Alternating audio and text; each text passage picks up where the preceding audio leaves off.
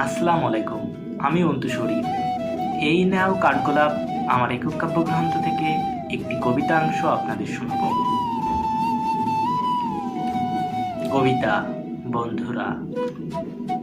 আগের মতো বন্ধুরা আর এক হয় না, আড্ডায় বসে আর কেউ গান ধরে না, হয়ে বসা সেই আড্ডা জমে না, হুটহাট ফোন দিয়ে বের হওয়ার কথা আর কেউ কয় না। কিছুদিন আগেও বন্ধু তোরা খুব দূরে ছিলি না, তোরা কাছে থাকলে কোনো কষ্ট আমায় ধরতো না। গল্প করার মুহূর্তগুলো সময়ের ব্যবধানে গল্প হয়ে গেল। বন্ধু তোরা ছাড়া নীরব আকাশের নিচে লাগে বড্ড এলোমেলো।